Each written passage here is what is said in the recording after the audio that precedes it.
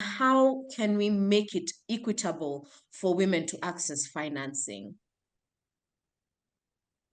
Okay, thank you very much, Emily. And yeah, it's true. I mean, research has been done within the last 5 years by people like the ILO, IFC, and some of the statistics show that as we speak, there's um, in terms of financing, when you compare access to finance between men and women, there's already about $42 billion gap between how much funding women get and how much funding their male counterparts get.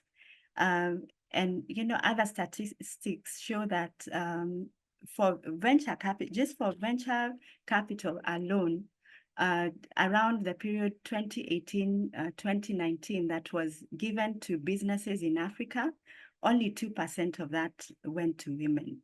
So it's a real issue, it's a real concern, a real gap, and that's why really programs like ours look at a gendered approach. Yeah, because we've worked with women and we've seen either it could be a gap around knowledge. Where do they access some of these financing options, or even before you get to finance, sometimes it could be these organizations that help these women prepare, and the training organizations, where do they access those ones? So there's definitely a case to focus on women and bring them, to the table where they can access some of this financing.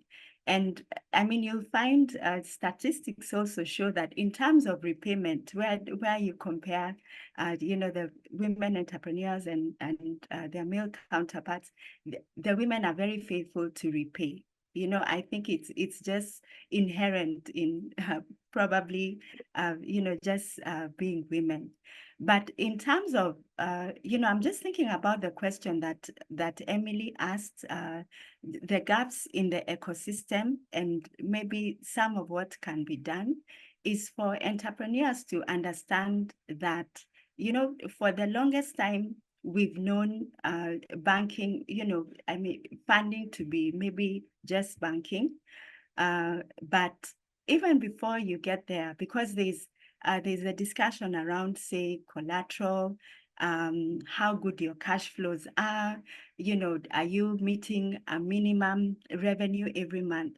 Even before you get there, and especially if you're in the very early stages of business, you may not qualify for those types of financing. So it's good to see on this other end what other options are there. Yeah, sometimes it could be maybe even depending on what you do, getting you to the next level means probably accessing grant funding, or there are people who do, they call it seed.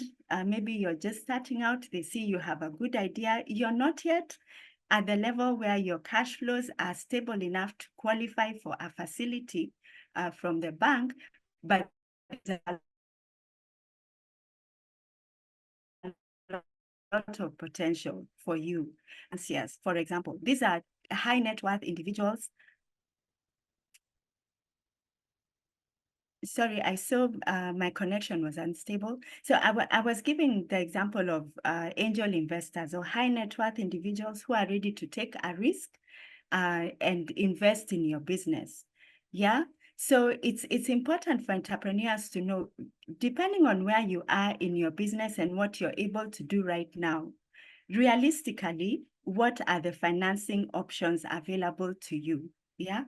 And I mean, sometimes it could even be something around, if you're a trader, looking for supplier credit, so that even before, instead of paying the supplier upfront, is it possible to negotiate an arrangement where they give you the goods? Maybe the first time you paid cash, or you paid within 30 days, but depending on the engagement or relationship you have with them, that you've proven you're a good partner, can you now negotiate for supplier credit?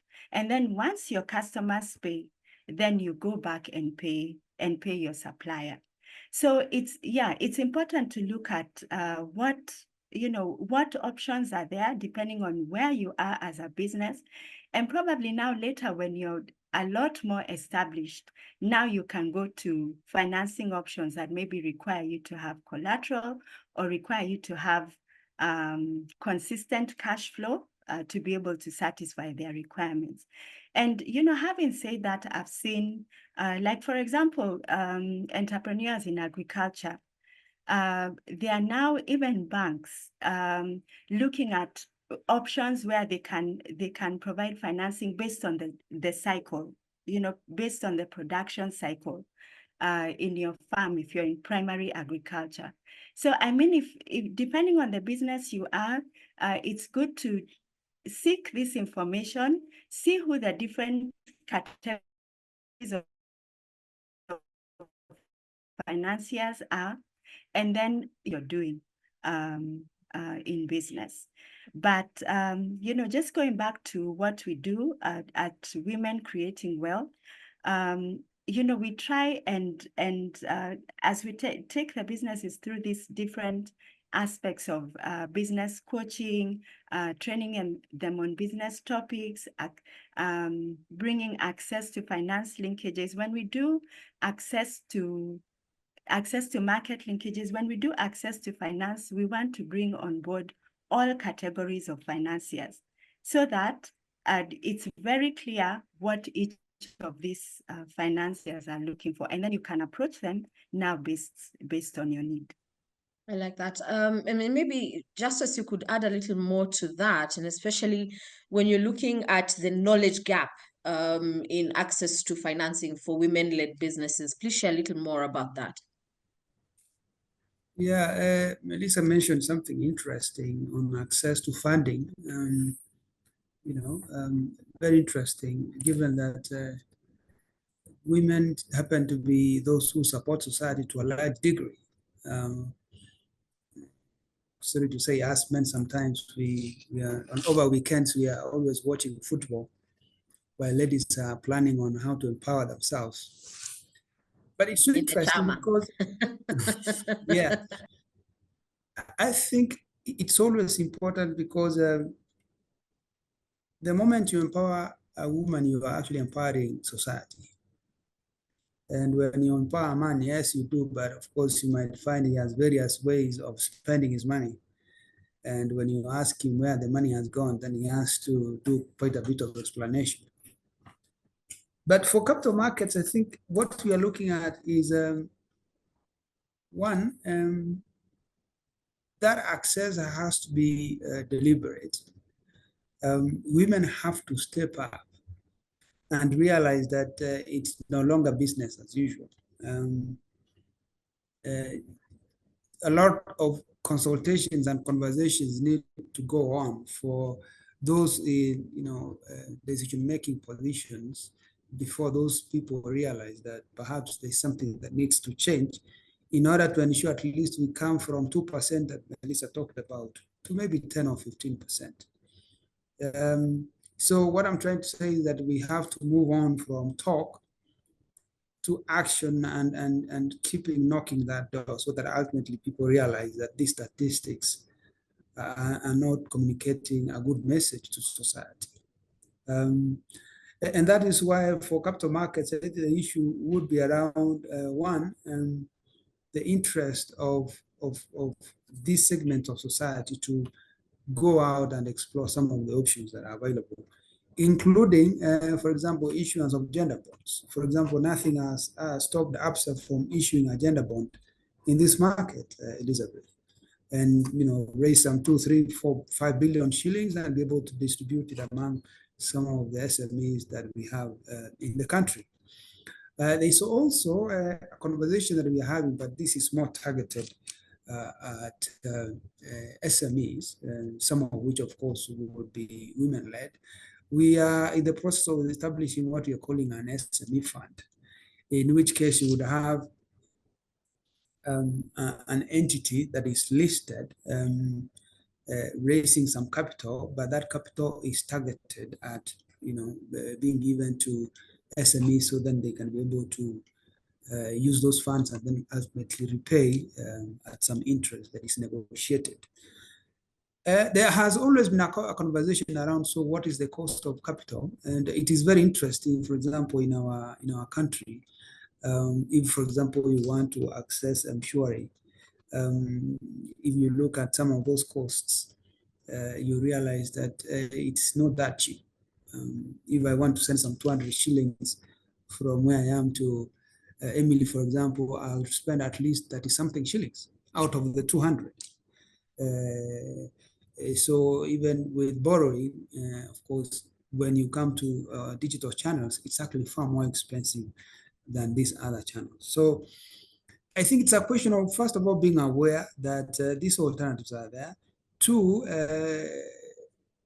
ensuring this information reaches the right people so then they realize there's a crisis we are handling here that actually requires a bit of redress, so that then it doesn't reach what I can call crisis levels for people to realize that a few things need to change. Ultimately, we always have what we call a way of advocating for the same that is progressive, similar to what we did in Parliament with women reps, maybe for some period, so then there is a bit of balance around it. I think there are measures that can be taken, but again, those proposals need to come to the forefront so that people know that there's some innovation or innovations that are coming through that could support some of these segments of society that are otherwise would be left behind if nothing is done. Absolutely. And maybe, Elizabeth, you could add a little more to that. And I know that ABSA is very, very particular about prioritizing women and access to financing. Share a little more about that. And also that recently there was the Inspire Her campaign that the bank put out. Share a little more about where those opportunities are so that there's many women feeling, hey, I don't know whether I'm confident enough. I don't know whether this is the right time for me. Set the women at ease. All women, we love you. We love you with all your the shapes and forms and sizes. So, I mean, we've been very intentional at ABSA Bank around women because about 5 years ago, when we started this conversation around focusing on the women's segment, we did this because every time we called SMEs into a room for a conversation, we found women would come in, but they would come in few and sit at the back and find that they're not engaging as much. The men folk, I know this is normally leadership. You know, you've got energy, drive, you're on the front, asking questions from whichever end. So the women tended to sit at the back, despite the fact that they ran actually very good businesses, strong businesses. So we found more and more, the more we invite, the less they are, and that is just the domain. So we decided, let us go out and first and foremost ask women, what is it that they're looking for? And what is it that they need from an organization such as a bank? And they came up with 4 things fundamentally. They were asking for, can we have access to mentoring and coaching? Because that is really important for us. Can we have our exclusive meetings where we meet, have conversations, talk to us, educate us, edify us, empower us? Number 2, they said, can we have access to networking? Networking would speak to bringing people from different environments, different industries, come and talk to us, give us that information also, provide us with an environment where we can see where we're going to. We see other people's mistakes. Let's not make the same mistakes. Networking became a fundamental piece of the feedback they gave us. The third one, they said, give us access to markets. Because yes, we have goods and services, but we want access to markets. And the fourth one was access to financing, sustainable financing, not just any financing, sustainable financing. So our proposal or our proposition at the bank, which we call ABSA She Proposition, really spoke to making sure that we can provide the 4 pillars together with partners, because we are not experts in those fields. We cannot purport to provide coaching and mentoring. We are bankers. So we had to find partners to be able to support us in being able to do that. We had to find partners to provide markets for women, partners to provide coaching and mentoring.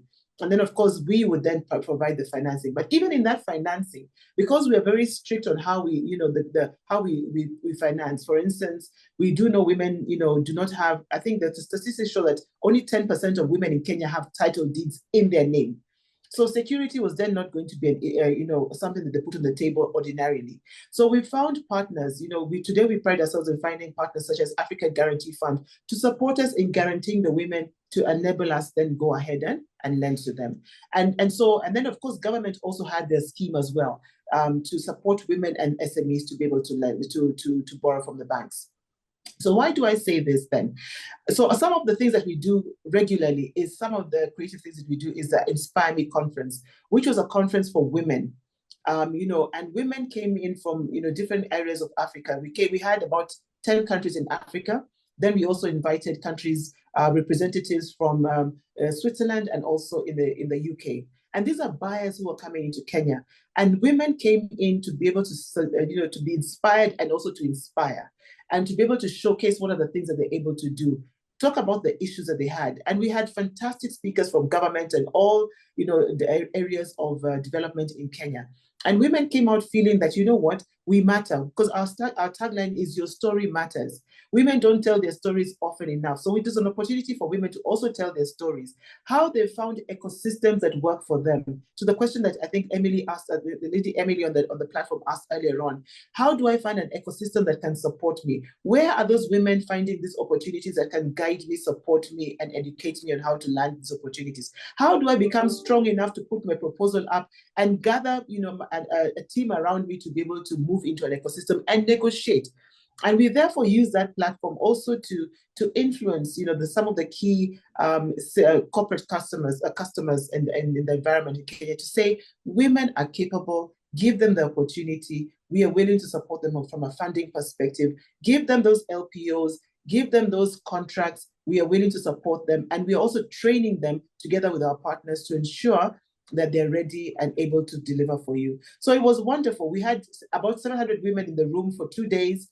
Each day it was house full, and then we had 12,000 women online listening. So it's a powerful, it was a powerful movement. I can assure you, the different countries that we represented in as Africa, from an APSA perspective, are also looking to do the same, to ensure that we can support women across the African continent. Because the truth is, we can sit at the table and make a difference and be impactful. I love it. I see that Frida must have been in the room, because she says it was electric. And we definitely must celebrate Justus as one of the He for She campaigners. Yes. Yeah, thank you, Justus. Really appreciate you on behalf of the many women who are looking to access financing.